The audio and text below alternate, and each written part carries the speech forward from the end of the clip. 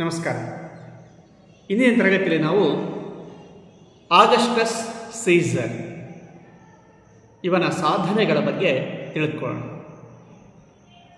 Augustus Caesar ರೋಮಿನ ಶ್ರೇಷ್ಠ ಚಕ್ರವರ್ತಿ ಮತ್ತು ವಿವೇಕಯುತ ಅರಸನಾಗಿದ್ದ.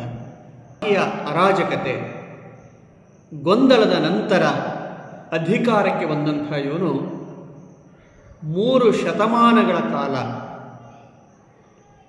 ಶಾಶ್ವತ ಶಾಂತಿ ನೆಲೆಸುವಂತೆ ಮಾಡಿ ವಿಶಾಲವಾದಂಥ ಸಾಮ್ರಾಜ್ಯವನ್ನು ಕಟ್ಟಿದನಲ್ಲದೆ ದಕ್ಷ ಆಡಳಿತದ ಮೂಲಕ ಕಲೆ, ವಾಸ್ತುಶಿಲ್ಪ, ಸಾಹಿತ್ಯ, ಇತಿಹಾಸ ಇವುಗಳ ಬೆಳವಣಿಗೆಗೆ ಕಾರಣನಾಗಿ ಇವನ ಕಾಲವನ್ನು ಸುವರ್ಣ ಯುಗ ಎಂದು ಬಣ್ಣಿಸುವಂತೆ ಮಾಡಿದ್ದಾನೆ. ಆಗಸ್ಟಸ್ ಸೀಸರ್ನ ಕಾಲವನ್ನು ಕ್ಲಾಸ್ ಆಫ್ ಎಲ್ಲಾಸ್, ರೋಮಿನ ಸುವರ್ಣ ಯುಗ ಎಂದೇ ಕರೆಯಲಾಗಿದೆ. ಇಂತಹ ಶ್ರೇಷ್ಠ ಅರಸನ ಸಾಧನೆಗಳನ್ನು ನಾವು ಇಂದಿನ ತರಗತಿಯಲ್ಲಿ ತಿಳಿದುಕೊಳ್ಳೋಣ. ಜೂಲಿಯಸ್ ಸೀಸರ್ನ ಹತ್ಯೆಯ ನಂತರ ರೋಮ್ನಲ್ಲಿ ಬಹುದೊಡ್ಡ ರಾಜಕೀಯ ಹಾಗೂ ಸಾಮಾಜಿಕ ಗೊಂದಲಗಳು ಏರ್ಪಡ್ತವೆ. ಪ್ರಾಚೀನ ರೋಮಿನ ಪ್ರತೀಕವೆಂದೇ ಪ್ರಸಿದ್ಧನಾಗಿದ್ದಂಥ ಜೂಲಿಯಸ್ ಸೀಸರ್ನ ಹತ್ಯೆ ರೋಮ್ನಲ್ಲಿ ರಾಜಕೀಯ ಮತ್ತು ಸಾಮಾಜಿಕ ಅರಾಜಕತೆಗೆ ಕಾರಣವಾಗುತ್ತೆ.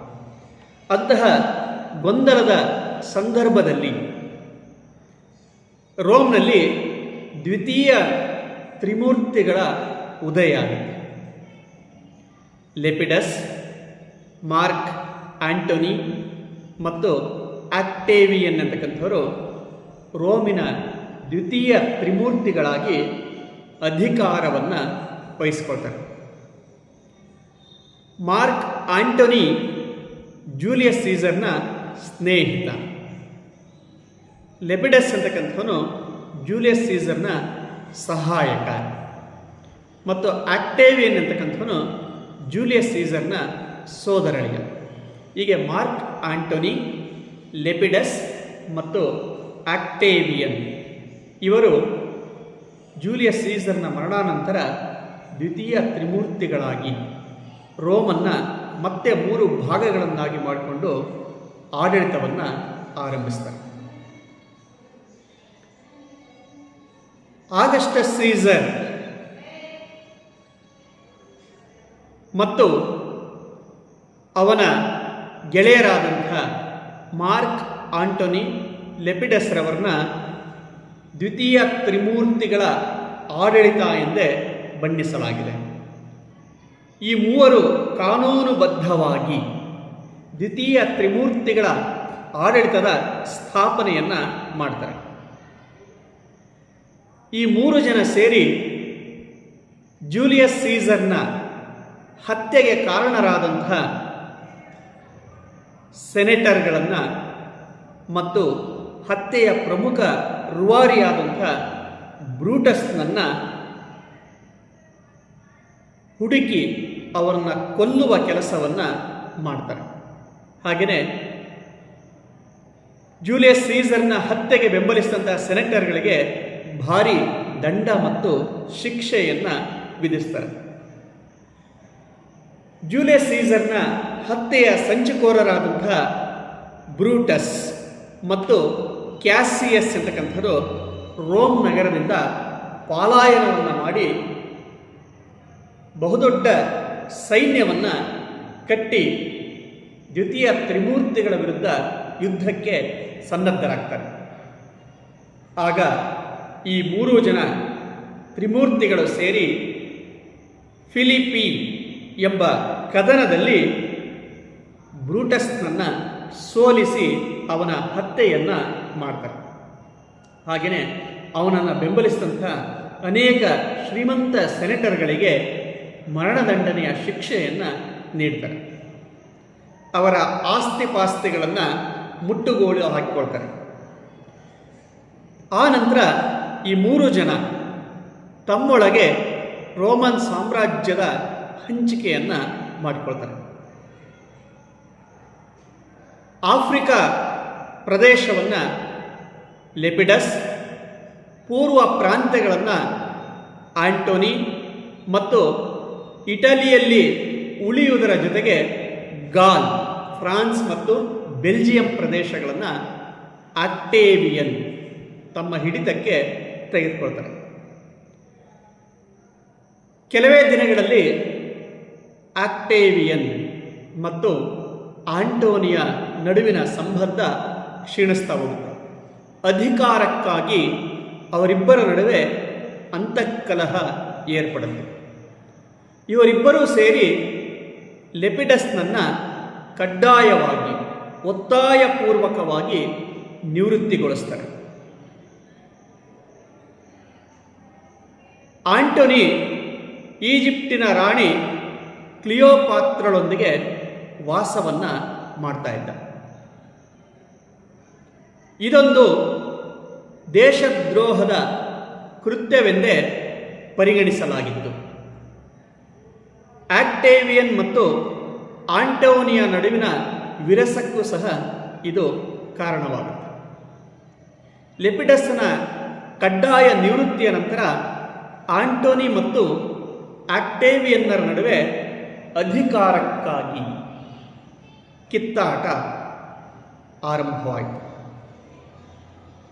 ಆಗ ಆಕ್ಟೇವಿಯನ್ ಸಾಶಾಪೂರ್ವ 31ರಲ್ಲಿ ಆಂಟೋನಿಯ ಮೇಲೆ ಯುದ್ಧವನ್ನು ಸಾರ್ತಾನೆ. ಆಕ್ಟಿಯಂ ಎಂಬ ಕದನ ಇವರೀರುವರ ನಡುವೆ ನಡೆಯುತ್ತೆ. ಈ ಕದನದಲ್ಲಿ ಆಂಟೋನಿ ಸೋಲನ್ನು ಹೊಂದುತ್ತಾನೆ ಮತ್ತು ಅವನು ತನ್ನ ಪ್ರೇಯಸಿಯಾಗಿದ್ದಂಥ ಕ್ಲಿಯೋಪಾತ್ರಳ ಜೊತೆ ಸೇರಿ ಆತ್ಮಹತ್ಯೆಯನ್ನು ಮಾಡಿಕೊಳ್ತಾನೆ. ಈಗ ಆಕ್ಟೇವಿಯನ್ನಿಂದ ಆಕ್ಟಿಯಂ ಕದನದಲ್ಲಿ ಸೋಲನ್ನು ಅನುಭವಿಸಿದಂತಹ ಆಂಟೋನಿ ಮತ್ತು ಈಜಿಪ್ಟಿನ ರಾಣಿ ಕ್ಲಿಯೋಪಾತ್ರ ಇಬ್ಬರು ಆತ್ಮಹತ್ಯೆಯನ್ನು ಮಾಡಿಕೊಳ್ತಾರೆ. ಈಜಿಪ್ಟನ್ನು ಸಂಪೂರ್ಣವಾಗಿ ಆಕ್ಟೇವಿಯನ್ ವಶಪಡಿಸಿಕೊಳ್ತಾನೆ. ಈ ಈಜಿಪ್ಟಿನ ಆಕ್ರಮಣವು ರೋಮಿನ ಹೊಸ ಯುಗದ ಆರಂಭಕ್ಕೆ ಮುನ್ನುಡಿಯನ್ನು ಬರೆಯುತ್ತೆ. ಸಾಶಾಪೂರ್ವ 27ರಲ್ಲಿ ಆಕ್ಟೇವಿಯನ್ ರೋಮಿನ ಏಕೈಕ ನಾಯಕನಾಗಿ ಅಧಿಕಾರವನ್ನು ವಹಿಸಿಕೊಂಡನು. ಇದು ರೋಮಿನ ನವಯುಗದ ಆರಂಭ. ಇವನ ಆಡಳಿತವು ರೋಮಿನ ಉಚ್ಛ್ರಾಯ ಸ್ಥಿತಿಗೆ ಕಾರಣವಾಗುತ್ತೆ. 2 ಶತಮಾನಗಳಿಗೂ ಹೆಚ್ಚು ಕಾಲ ರೋಮಿನಲ್ಲಿ ಶಾಂತಿ ಅಂತಕ್ಕಂಥದ್ದು ನೆಲೆಸುತ್ತೆ. ಹೀಗೆ ತನ್ನ ಇಬ್ಬರು ತ್ರಿಮೂರ್ತಿಗಳನ್ನು ಹತ್ತಿಕ್ಕಿದಂಥ ಅಥವಾ ಅಧಿಕಾರದಿಂದ ದೂರ ತಳ್ಳಿದಂಥ ಆಕ್ಟೇವಿಯನ್ ಅಂತಕ್ಕಂಥವನು ರೋಮಿನ 2ನೆಯ ನಿರಂಕುಶ ಪ್ರಭುವಾಗಿ ಅಧಿಕಾರವನ್ನು ವಹಿಸಿಕೊಳ್ತಾನೆ. ಆಗಸ್ಟಸ್ ಎಂದರೆ ಪವಿತ್ರ ಅಥವಾ ಗೌರವ ಎಂಬ ಬಿರುದನ್ನು ಧರಿಸ್ತಾನೆ. ಈಗ ಆಕ್ಟೇವಿಯನ್ ಆಗಿದ್ದಂಥ ಇವನು ಆಗಸ್ಟಸ್ ಎಂಬ ಬಿರುದನ್ನು ಧರಿಸುವುದರ ಮೂಲಕ ಆಗಸ್ಟಸ್ ಸೀಸರ್ ಎಂದೇ ಪ್ರಸಿದ್ಧಿ ಅಂತಕ್ಕನ್ನೋದನ್ನು ಪಡೆದುಕೊಳ್ತಾನೆ. ಹಾಗೆಯೇ ಇಂಪರೇಟರ್ ಎಂದರೆ ದಿಗ್ವಿಜಯಿ ಸೇನಾನಿ ಎಂದರ್ಥ. ಹೀಗೆ ದಿಗ್ವಿಜಯಿ ಸೇನಾನಿ ಎಂಬ ಬಿರುದನ್ನು ಧರಿಸ್ತಾನೆ. ಹಾಗೆಯೇ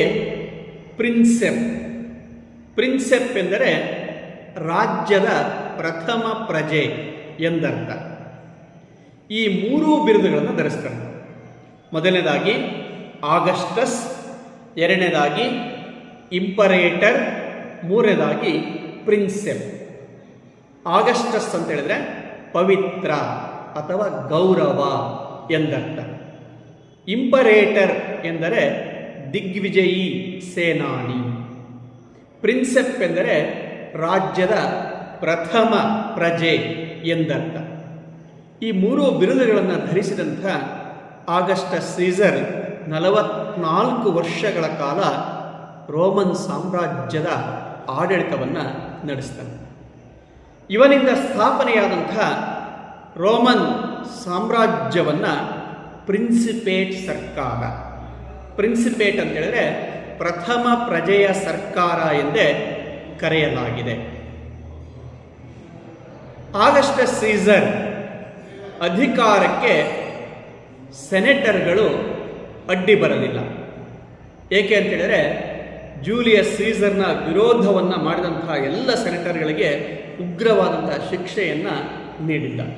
ಹಾಗಾಗಿನೇ ಇವನು ಅಧಿಕಾರದಲ್ಲಿ ಇರುವವರೆಗೂ ಯಾವ ಸೆನೆಟರ್ಗಳು ಇವನ ಆಡಳಿತಕ್ಕೆ ಅಡ್ಡಿಯನ್ನು ವ್ಯಕ್ತಪಡಿಸಲಿಲ್ಲ. ವಾಸ್ತವವಾಗಿ ಅವನು ಸಾಮ್ರಾಟನಾಗುವವರೆಗೂ ಅವನ ಅಧಿಕಾರವನ್ನು ಸೆನೆಟರ್ಗಳು ಯಾವಾಗಲೂ ಎತ್ತಿ ಹಿಡಿಯುತ್ತಲೇ ಬರ್ತಾರೆ. ಆಗಸ್ಟಸ್ ಜಾರಿಗೊಳಿಸಿದಂತಹ ಸುಧಾರಣೆಗಳು ಅತ್ಯಂತ ದೂರಗಾಮಿ ಪರಿಣಾಮಗಳನ್ನು ಬೀರಿದವು. ಅಂದರೆ ಅವನು ಆಗಿನ ಕಾಲಕ್ಕಷ್ಟೇ ಅಲ್ಲದೆ ಮುಂದಿನ ಹಲವು ತಲೆಮಾರುಗಳಿಗೆ ಅನುಕೂಲವಾಗ್ತಕ್ಕಂಥ ದೂರಗಾಮಿ ಯೋಜನೆಗಳನ್ನು ಜಾರಿಗೆ ತರ್ತಾನೆ. ಅದರಿಂದಾಗಿಯೇ ಅವು ಮಹತ್ವದ ಪರಿಣಾಮವನ್ನು ಉಂಟು ಮಾಡ್ತವೆ. ಅವನು ವ್ಯವಸ್ಥೆಗೆ ಕೇಂದ್ರವನ್ನು, ನಾಗರಿಕ ಸೇವೆಗೆ ಮುಖ್ಯಸ್ಥನನ್ನು, ಸೈನ್ಯಕ್ಕೆ ನಾಯಕನನ್ನು, ಪ್ರಜೆಗಳಿಗೆ ಸಾರ್ವಭೌಮನನ್ನು, ಪ್ರಾಂತ್ಯಗಳಿಗೆ ರಕ್ಷಕನನ್ನು ಹಾಗೂ ಸಾಮ್ರಾಜ್ಯಕ್ಕೆ ಶಾಂತಿಯನ್ನು ದೊರಕಿಸಿಕೊಡ್ತಾನೆ. ಹೀಗೆ ಆಡಳಿತಕ್ಕೆ ಬೇಕಾದಂಥ ಎಲ್ಲ ಸಿದ್ಧತೆಗಳನ್ನು ಮಾಡಿಕೊಂಡು ಅಧಿಕಾರಿಗಳನ್ನು ನೇಮಕವನ್ನು ಮಾಡಿ ಉತ್ತಮ ಆಡಳಿತವನ್ನು ಆಗಸ್ಟಸ್ ಸೀಸರ್ ಸಂಘಟನೆಯನ್ನು ಮಾಡ್ತಾನೆ. ಇವನು ತಾನು ಆಕ್ರಮಿಸಿದ ಪ್ರದೇಶಗಳ ಸರ್ಕಾರಗಳಿಗೆ ಮಾನ್ಯತೆಯನ್ನು ನೀಡ್ತಾನೆ. ಭ್ರಷ್ಟಾಚಾರ, ಲೂಟಿಗಳನ್ನು ತಡೆಗಟ್ಟಿ ಕಾನೂನು ಸುವ್ಯವಸ್ಥೆಯನ್ನು ಬಲಪಡಿಸುವ ಕಾರ್ಯವನ್ನು ಮಾಡ್ತಾನೆ. ಆಡಳಿತಕ್ಕೆ ಚುರುಕನ್ನು ಮುಟ್ಟಿಸಲಿಕ್ಕಾಗಿ ಭ್ರಷ್ಟಾಚಾರ, ಲೂಟಿಗಳನ್ನು ತಡೆಗಟ್ಟ ಅಷ್ಟೇ ಅಲ್ಲ, ಕಾನೂನನ್ನು ಬಲಪಡಿಸುವ ಮೂಲಕ ಭ್ರಷ್ಟಾಚಾರಕ್ಕೆ, ಲಂಚಗುಳಿತನಕ್ಕೆ, ಲೂಟಿಕೋರಿತನಕ್ಕೆ ಬೀಗವನ್ನು ಜಡಿತಾನೆ. ಹೀಗೆ ಕಾನೂನಿನ ಬಲದಿಂದ ಉತ್ತಮ ಆಡಳಿತವನ್ನು ಸಂಘಟಿಸಿದ.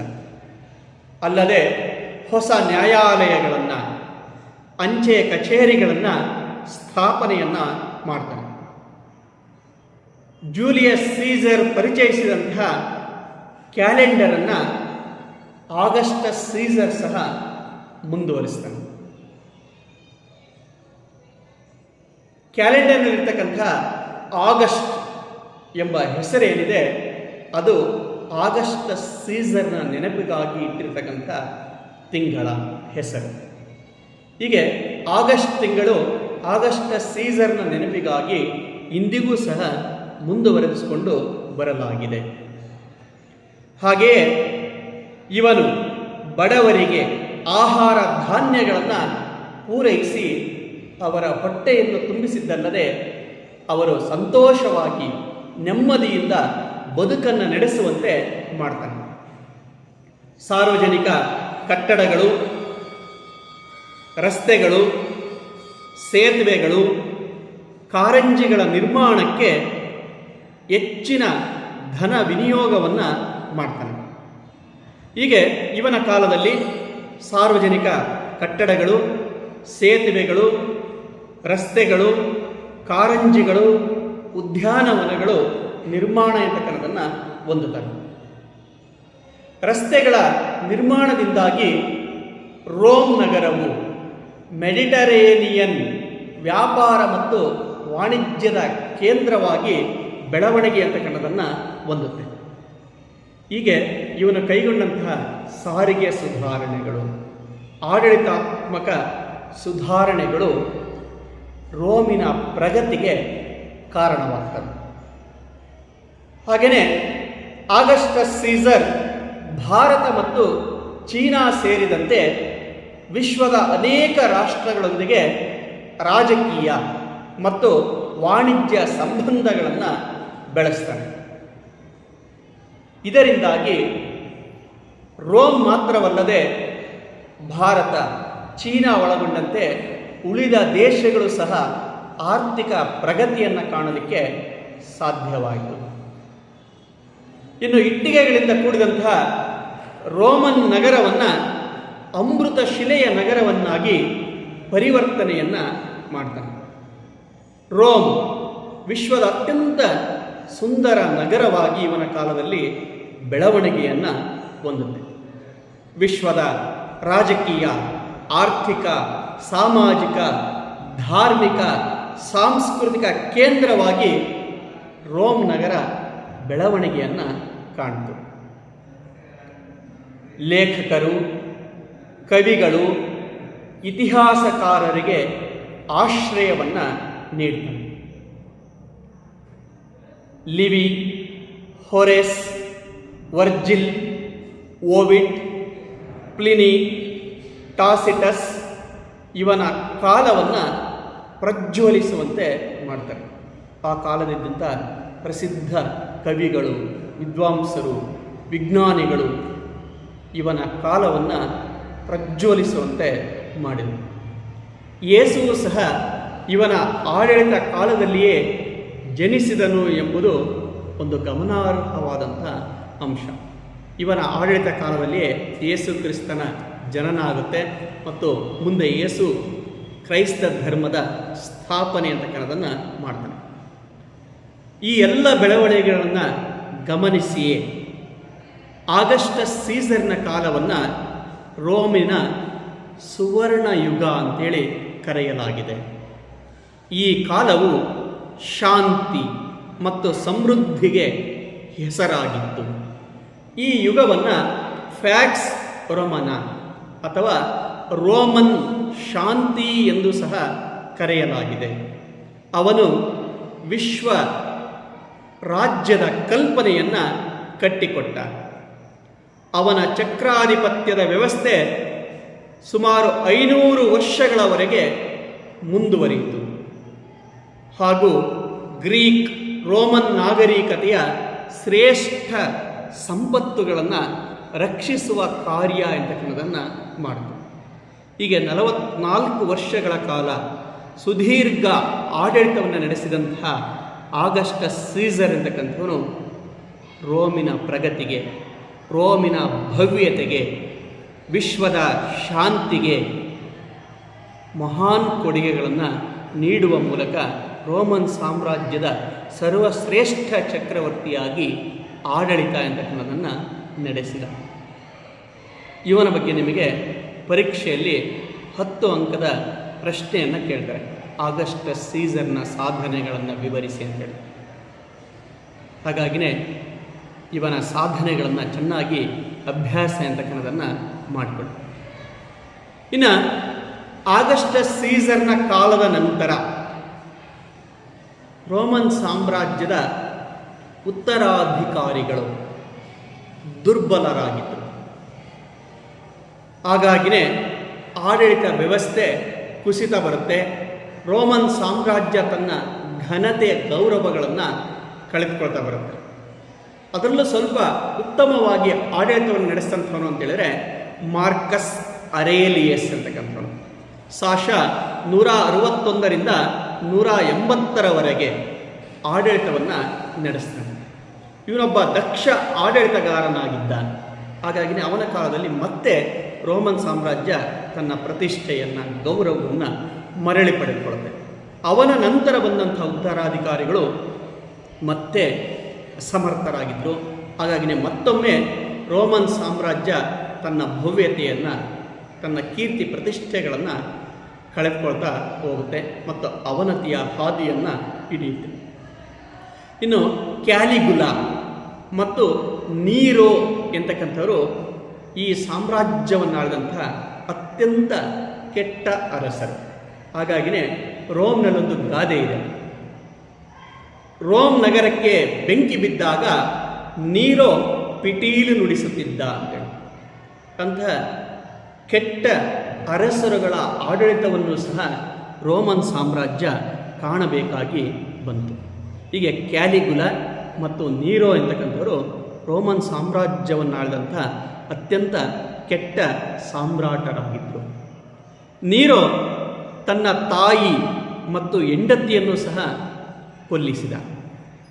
ಅಂತಹ ಅತ್ಯಂತ ದುಷ್ಟ ನೀಚ ಸಾಮ್ರಾಟ ಯಾರು ಅಂತ ಹೇಳಿದ್ರೆ ನೀರೋ ಎಂತಕ್ಕಂಥವ್ರು.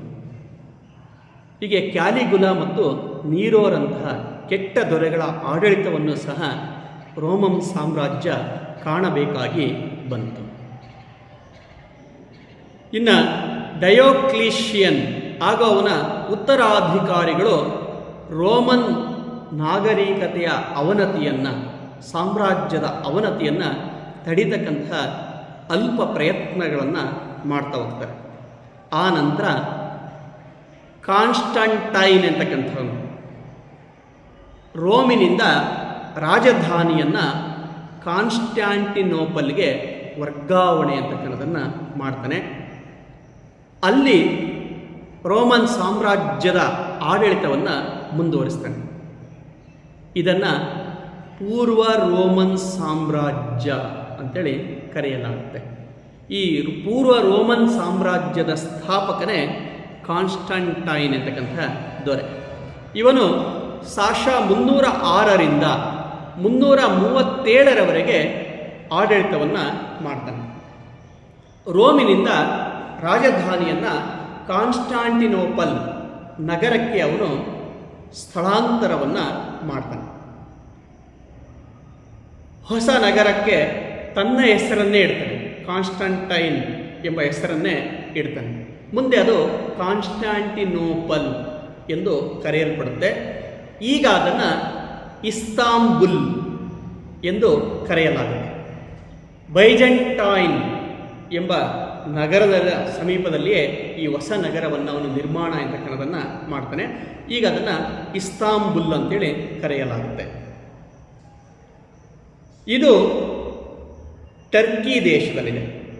ಈ ಕಾನ್ಸ್ಟಾಂಟಿನೋಪಲ್ ಅಥವಾ ಈಗಿನ ಇಸ್ತಾಂಬುಲ್ ಅಂತಕ್ಕಂಥದ್ದೇನಿದೆ ಇದು ಟರ್ಕಿ ದೇಶದಲ್ಲಿದೆ. ಅಲ್ಲಿಂದಲೇ ಇವನು ರೋಮನ್ ಸಾಮ್ರಾಜ್ಯದ ಆಡಳಿತ ಅಂತಕ್ಕಂಥದ್ದನ್ನು ನಡೆಸ್ತಾನೆ. ಮಿಲಾನ್ ಶಾಸನವನ್ನು ಹೊರಡಿಸುವುದರ ಮೂಲಕ ಕ್ರೈಸ್ತರಿಗೆ ತಮ್ಮ ಮತವನ್ನು ಅನುಸರಿಸಲು ಸಂಪೂರ್ಣ ಸ್ವಾತಂತ್ರ್ಯವನ್ನು ನೀಡ್ತಾನೆ. ಹಾಗಾಗಿಯೇ ಕಾನ್ಸ್ಟಂಟೈನನ ಕಾಲದಿಂದ ಕ್ರೈಸ್ತೀಕರಣ, ಕ್ರಿಶ್ಚಿಯನೈಜೇಷನ್ ಅಂತೇಳಿ ಕರೀತೇವೆ. ಆ ಕ್ರೈಸ್ತೀಕರಣ ಅಂತಕ್ಕಂಥದ್ದು ಪ್ರಾರಂಭ ಆಗುತ್ತೆ. ಹೀಗೆ ಕ್ರೈಸ್ತೀಕರಣವನ್ನು ಪ್ರಾರಂಭಿಸಿದ ಅರಸನೇ ಯಾರು ಅಂತ ಹೇಳಿದರೆ ಕಾನ್ಸ್ಟಂಟೈನ್ ಅಂತಕ್ಕಂಥದ್ದು. ಮಿಲಾನ್ ಶಾಸನದ ಮೂಲಕ, ಮಿಲಾನ್ ರಾಜಾಜ್ಞೆಯ ಮೂಲಕ ಕ್ರೈಸ್ತ ಧರ್ಮೀಯರಿಗೆ ಕ್ರೈಸ್ತ ಧರ್ಮವನ್ನು ಅನುಸರಿಸಲು ಅವಕಾಶ ಅಂತಕ್ಕನ್ನೋದನ್ನು ಮಾಡಿಕೊಳ್ತಾನೆ. ಇದರಿಂದಾಗಿ ಕ್ರೈಸ್ತ ಧರ್ಮ ಬೆಳವಣಿಗೆಯ ಹಾದಿಯನ್ನು ಹಿಡಿಯುತ್ತೆ ಮತ್ತು ವಿಶ್ವದ ಅತ್ಯಂತ ದೊಡ್ಡ ಧರ್ಮವಾಗಿ ಅದು ನಂತರ ಬೆಳವಣಿಗೆಯನ್ನು ಕಾಣುತ್ತೆ. ಇನ್ನು ಪೂರ್ವ ರೋಮನ್ ಸಾಮ್ರಾಜ್ಯದ ಮತ್ತೊಬ್ಬ ಪ್ರಸಿದ್ಧ ಅರಸ ಅಂತ ಹೇಳಿದ್ರೆ ಜಸ್ಟೀನಿಯನ್ ಎಂತಕ್ಕಂಥವನು. ಇವನು ಸಾಶ 527ರಿಂದ 565ರವರೆಗೆ ಆಡಳಿತವನ್ನು ಮಾಡ್ತಾನೆ. ಪೂರ್ವ ಮತ್ತು ಪಶ್ಚಿಮಾರ್ಧ ಭಾಗಗಳ ಮೇಲೆ ತನ್ನ ನಿಯಂತ್ರಣವನ್ನು ಸಾಧಿಸ್ತಾನೆ. ಪೂರ್ವ ಮತ್ತು ಪಶ್ಚಿಮಾರ್ಧ ಭಾಗಗಳ ಮೇಲೆ ತನ್ನ ನಿಯಂತ್ರಣವನ್ನು ಇಟ್ಕೊಂಡು ಉತ್ತಮ ಆಡಳಿತ ಅಂತಕ್ಕನ್ನೋದನ್ನು ನಡೆಸ್ತಾನೆ. ಇವನು ರೋಮಿನ ಇತಿಹಾಸದಲ್ಲಿ ತನ್ನ ಹೆಸರನ್ನು ಅಜರಾಮರವಾಗಿ ಉಳಿಯುವಂತೆ ಮಾಡ್ತಾನೆ. ಅದಕ್ಕೆ ಕಾರಣ ಅಂತ ಹೇಳಿದರೆ ಅವನ ಸೈನಿಕ ಸಾಧನೆಗಳಲ್ಲ, ಬದಲಾಗಿ ಅವನು ಜಾರಿಗೆ ತಂದಂಥ ಜಸ್ಟೀನಿಯನ್ ಕಾನೂನು ಸಂಹಿತೆ, ಜಸ್ಟೀನಿಯನ್ ಕೋಡ್ ಅಂತ ಅದನ್ನು ಕರೆಯಲಾಗುತ್ತೆ. ಜಸ್ಟೀನಿಯನ್ ಕಾನೂನು ಸಂಹಿತೆಯನ್ನು ಜಾರಿಗೆ ತರ್ತಾರೆ. ಅದರ ಜೊತೆಗೆ ಕಾನ್ಸ್ಟ್ಯಾಂಟಿನೋಪಲ್ ನಗರದಲ್ಲಿ ನಿರ್ಮಾಣ ಮಾಡಿರ್ತಕ್ಕಂಥ ಇವನ ಕಟ್ಟಡಗಳು ಇವನ ಹೆಸರನ್ನು ಅಚ್ಚಳಿಯದಂತೆ ರೋಮಿನ ಇತಿಹಾಸದಲ್ಲಿ ಉಳಿಯುವಂತೆ ಮಾಡಿವೆ. ಇನ್ನು ಸಾಶ 1453ರಲ್ಲಿ ಆಟೋಮನ್ ಟರ್ಕರು ಕಾನ್ಸ್ಟ್ಯಾಂಟಿನೋಪಲ್ ನಗರದ ಮೇಲೆ ಆಕ್ರಮಣವನ್ನು ಮಾಡ್ತಾರೆ. ಕಾನ್ಸ್ಟ್ಯಾಂಟಿನೋಪಲ್ನ ಮೇಲೆ ಆಟೋಮನ್ ಟರ್ಕರ ಆಕ್ರಮಣ ಕಾನ್ಸ್ಟ್ಯಾಂಟಿನೋಪಲ್ ನಗರದ ಪತನಕ್ಕೆ ಕಾರಣವಾಗುತ್ತೆ. ಅಷ್ಟೇ ಅಲ್ಲ, ಇದರಿಂದ ರೋಮನ್ ಸಾಮ್ರಾಜ್ಯವು ಪತನವನ್ನು ಹೊಂದುತ್ತೆ. ಹೀಗೆ ಪೂರ್ವ ರೋಮನ್ ಸಾಮ್ರಾಜ್ಯದ ಪತನಕ್ಕೆ ಕಾರಣ ಅಂತೇಳಿದರೆ ಸಾಶ 1453ರಲ್ಲಿ ಕಾನ್ಸ್ಟ್ಯಾಂಟಿನೋಪಲ್ ನಗರದ ಮೇಲೆ ಆಟೋಮನ್ ಟರ್ಕರ ಆಕ್ರಮಣ. ಆಟೋಮನ್ ಟರ್ಕರ ದೊರೆ ಎರಡನೆಯ ಮಹಮ್ಮದ್ ಎಂತಕ್ಕಂಥವನು ಕಾನ್ಸ್ಟ್ಯಾಂಟಿನೋಪಲನ್ನು ವಶಪಡಿಸಿಕೊಳ್ತಾನೆ.